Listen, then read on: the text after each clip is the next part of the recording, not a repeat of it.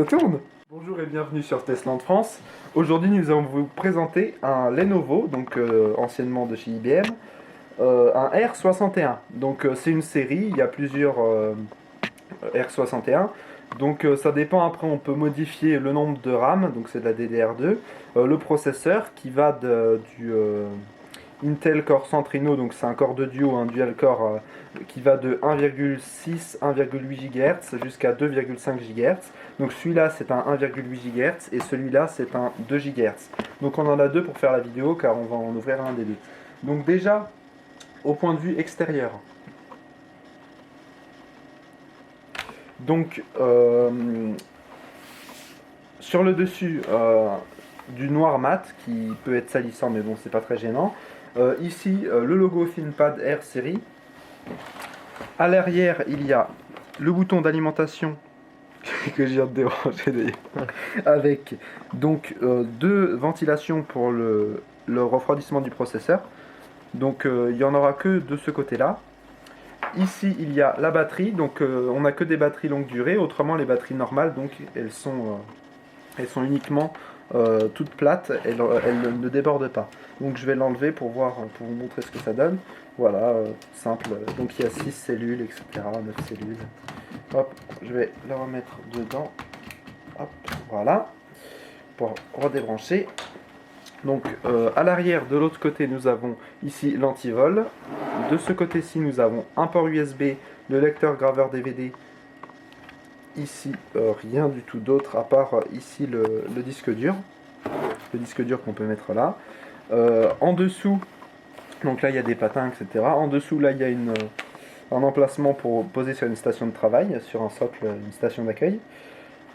Voilà, alors de ce côté-là on l'a fait. À l'avant, nous avons ici le petit bouton qui nous permet d'ouvrir pour ouvrir le capot de l'ordinateur, qui vient de se remettre en live d'ailleurs. Ici, la prise jack pour le casque et pour le micro. De ce côté-ci, pardon, le bouton pour verrouiller, qui est assez dur d'ailleurs, pour verrouiller et déverrouiller la Wi-Fi. Alors là, le gros avantage, c'est comme ça, sans faire exprès, en déplaçant l'ordi et tout, on ne va pas désactiver le bouton Wi-Fi. Voilà. De ce côté-ci, nous avons des ports d'extension pour mettre d'autres cartes, donc deux ports d'extension. Voilà. Ici, nous avons encore deux ports USB, donc en tout, il y a 3 ports USB. Ici, la prise réseau RJ45, RJ11 et la prise VGA pour connecter sur un écran. Donc voilà. Sur l'avant, j'ai oublié de préciser, on a des petits voyants. Un petit voyant quand il est allumé, quand il y a la batterie qui est branchée. Un autre voyant quand il est branché au secteur. Et un autre voyant quand il est en veille. À mon avis, j'ai dû l'éteindre parce que le voyant en veille n'est pas allumé. Donc quand on l'allume, ah si, il était en veille. Donc on peut voir sur la façade avant les logos. Ici, un petit pad tactile qui est assez petit quand même. Il doit faire 5 cm sur 4 cm, donc c'est assez petit.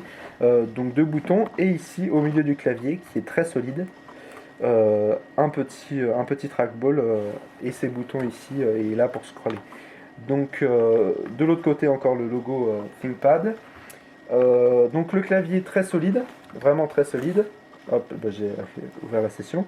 Ici nous avons en haut pour bloquer le volume, le bouton pour mute, le bouton volume moins fort, volume plus fort. Ici ThinkPad, ThinkVantage, c'est des logiciels faits par Lenovo. Après on peut paramétrer la touche. Ici le bouton démarrer arrêter ou mode veille. Qu'est-ce que nous avons en tant que raccourci? Nous avons pour régler la luminosité de l'écran. Et nous avons ici un petit bouton qui nous permet en haut de l'écran d'allumer une petite lampe torche qui va pouvoir éclairer le clavier et le poste de travail quand on est dans le noir total. Ce qui peut être très pratique. De chaque côté nous avons deux haut-parleurs, donc des haut-parleurs stéréo, assez aigus, il n'y a pas beaucoup de basses, ils sont pas très puissants mais ça reste correct et le son est quand même d'assez bonne qualité pour du professionnel. Donc ça reste très correct. Au niveau donc de l'écran, donc c'est un 14,1 pouces. Il n'y a pas de webcam, je crois qu'on peut en mettre en option. Il y a aussi un lecteur d'empreintes digitales qui peut être mis en option, il n'y a pas sur cela.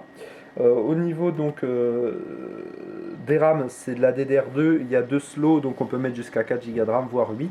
Là il y a 4 Go de RAM, un processeur donc du corps de duo à 1,8 GHz. Voilà à peu près tout. Donc on voit sur l'écran que là il y a plus d'espace qu'ici. Voilà. Qu'est-ce qu'on peut dire d'autre? Ici, le voyant de la Wi-Fi qui est activé et qui est en service. Ici, le voyant pour nage, etc. Et ici, donc, d'autres boutons pour d'autres voyants, pardon, comme quoi le disque dur fonctionne, etc. Encore Lenovo et le nom R61. Donc, l'écran se penche jusqu'à vraiment 180-190 degrés même, pour une utilisation vraiment pratique partout. Le lecteur graveur DVD avec une petite touche, hop là, il va s'ouvrir s'il veut. Voilà, il s'ouvre en entier et très robuste. Et on va voir avec l'autre Lenovo où on a enlevé les vis, on va voir l'intérieur comme quoi c'est facile à remplacer les composants. Hop là. Voilà, donc en voilà un autre, donc avec un processeur à 2,1 GHz, celui-là. Donc on va enlever l'avant. Donc pour aller dans l'ordinateur, il vous faut, donc quand vous êtes à l'avant, il vous faut enlever cette vis-là, cette vis-là, cette vis-là, cette vis-là, et enlever le disque dur comme ça. Pour enlever la partie avant avec le pad tactile. Et si vous voulez enlever le clavier pour accéder en dessous au processeur, etc., il faut enlever cette vis qui est là. De toute façon, il y a des petits symboles. Voilà, il y a des petits symboles qui vont vous permettre de voir qu'est-ce que ça peut enlever. Donc à l'avant, on a enlevé ces vis, donc on va tout simplement pouvoir ouvrir de chaque côté.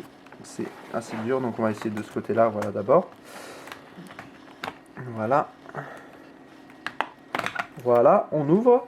Et ici, on peut voir qu'il y a une petite languette qu'on peut tirer tout simplement avec un petit connecteur en dessous pour enlever l'espace avant où il y a juste le pavé tactile.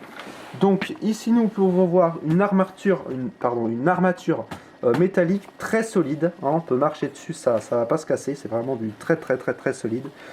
C'est pour ça d'ailleurs que l'ordinateur n'est pas très lourd mais pèse quand même son poids. Ici, donc, nous avons les deux emplacements pour les barrettes de RAM, en DDR2. Ici, donc, l'emplacement pour les autres cartes d'extension. Et ici, on voit l'emplacement pour le disque dur qu'on a enlevé. Voilà, donc il n'y a qu'un seul emplacement pour disque dur, en SATA bien sûr. Et en dessous, on peut voir, on va débrancher, hop, la petite connectique toute fine du clavier. On va enlever le clavier tout simplement comme ça. Et ici, on peut voir qu'il y a le lecteur DVD qu'on peut enlever facilement, la carte Wi-Fi, la carte Bluetooth, et ici le chip de vidéo intégré qui est un Intel. Il y a de l'Intel ou de l'AMD, et il y a aussi des petites cartes graphiques Nvidia, donc c'est pas très puissant, hein, c'est suffisant pour de la bureautique. Enfin, c'est là le chip vidéo, et là le processeur, donc le corps audio. Le petit ventilateur qui, comme je disais, ventile uniquement derrière sur le côté, et on voit un petit peu en dessous où ça va enlever de l'air. Voilà. Donc pareil, c'est assez facile pour enlever le processeur. Donc voilà, c'est à peu près tout sur ce Lenovo R61. Merci d'avoir regardé cette vidéo et à bientôt pour de nouveaux tests sur Test en France.